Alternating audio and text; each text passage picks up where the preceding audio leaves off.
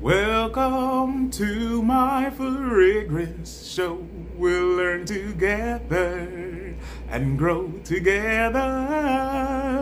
Oh yes.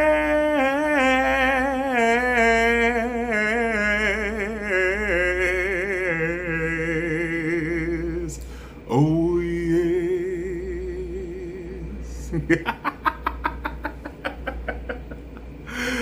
So welcome to my fragrance show. My name is Marshall's Blends Fragrance, and today I'm going to be doing 3Frags, 3 facts, as per my fragrance fratello, my fragrance fratello, Masked Man Reviews. So fragrance number 1 is Versace's Au Fraiche Man, and it was released or launched in the year 2006. The nose behind this fragrance is Olivier Cresp. The top notes are lemon, bergamot, carambola, which is starfruit, cardamom, and Brazilian rosewood. The middle notes are cedar, tarragon, pepper, and sage. The base notes are musk, woodsy notes, saffron, amber, and sycamore. So those are the notes. And let's see, I've never smelled it. These are all going to be first impressions as well. My hands smell really good because I just seasoned the chicken. I made some really good sofrito. Oh yeah, definitely it's fresh. It smells really good. You know what? I'm not turned off. Not turned off by it at all. It smells good, and it smells like the dry down's gonna be good too. I like it. I like it. Get to 38. Get to 38. Okay, so fact number 1. 2005, I had a bout of or with anxiety. I was feeling overwhelmed and not managing myself correctly. I took myself to the emergency room and I said, hey, look, this is what's happening. I thought I had depression. They observed me and they says, no, it's not depression. It's possibly anxiety. It's anxiety.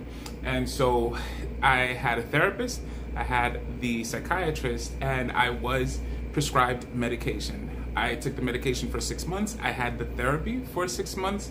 And at the end of the 6 months, what was decided was that I didn't need the medication and I didn't need the therapy. What I needed to do was to talk and vent and not keep things locked up inside. And so I made a determination that year, 2005, that I would never be sad again, never be depressed, and never be overwhelmed. And the key to that was writing everything down. So from 2005 until about 2013, I journaled a lot. And what I did with that is that I would go over what I would write. So let's say I wrote something today, then tomorrow I would go over what I read. And I would write anything, you know? I would write my goals, I would write my aspirations, I would write what I did that day that was good and what I did that was bad, how a person treated me and how it made me feel, what my immediate reaction was, and what I would like my reaction to be. And so I set goals, and I didn't pressure myself to achieve those emotional or maturity goals quickly. Gave myself time. And honestly, some of those goals that I set 2005, I didn't come to actually meet fully until 2015, you know? So what I learned was don't rush myself. But I also learned I am nobody's floor mat. Nobody will respect me. I have to respect myself and teach others how to respect me. And I can't expect people to do things because that creates disappointment. So I have my standards that I live by and I work by. And what other people do is their business. You know, so those are things that have contributed to me, like literally being a happy person. Now, that is fact number 1. Fragrance 2 and fact number 2 on the way. So fragrance 2 is going to be Luna Rosa Prada. Luna Rosa was launched 2012. The nose behind this fragrance is Daniela Roche Andrea. The top notes are lavender and bitter orange. The middle notes are mint and clary sage. The base notes are ambrette and ambrojan. So let's check it out. This is actually a fragrance I have a story for. When it first came out, 2012, I was working in the city and I wanted to smell it and I go, ooh, so delicious. Can I tell you something? This one for me is just based on emotional reasons and connection. It's a 50 out of 10. Because this was a fragrance that I really wanted to smell. I went to Macy's and I asked if I can get a sample, and the gentleman that was managing the fragrance area looks at me up and down, gets one of the little tester strips and goes, tch, tch. Here, give him that. That's his sample.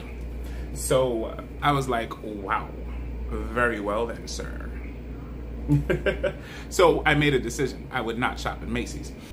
So fact number 2 is, if you don't know, let me let you know, I am a licensed cosmetologist. I've been doing hair since I was 12 years old.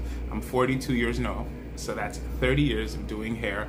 And I went to school finally the year 2019. I got my license and I am really happy. I have access now to the things that I really wanted to be able to purchase and classes I really wanted to take, although I am not working due to the situation that's occurring right now. I am not in a place where I can take chances that I can track something into my mother's house, because I do take care of her during the day, so I can't track things into her house. That's absolute no. So, frag number 3 is Black Afgano by, what is it? Nasomato.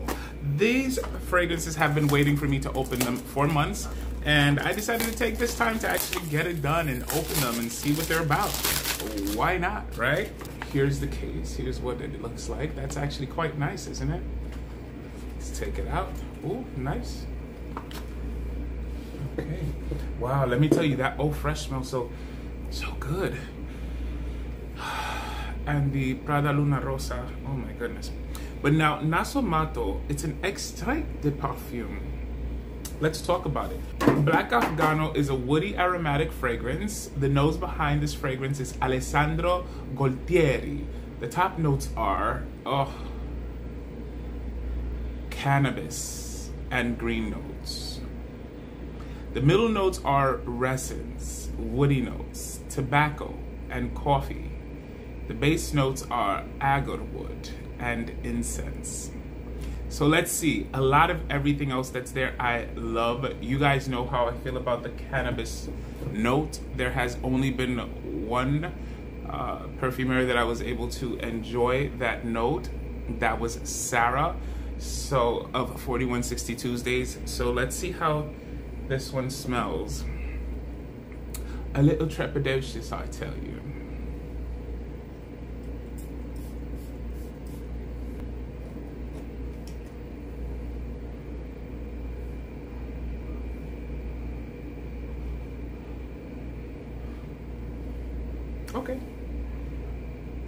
Okay. Interesting, I like it. Oh wow, okay, so it's nice. This one I give a 20. It's a 20 out of 10. Obviously, this is a first impressions with the 3Frags, 3 facts. So fact number 3, I do not believe in races. I don't believe in white, Asian, black. I don't believe in that. Every human being is that race, a human race. And the reason I'll share with you a little bit of something. There was the show called Dynasty, and on that show, one of the male protagonists was there, whatever. And so this is when I was younger. And then there was this other actor that came on the show and was identical, but he was darker complected. So I asked my mom, did they put makeup on him to make him look different? you know? My mother says, No, that's a different actor. But that's proof to you that we are all a family. and that was all the lesson I needed to understand, that there's no such thing as race. That's made up.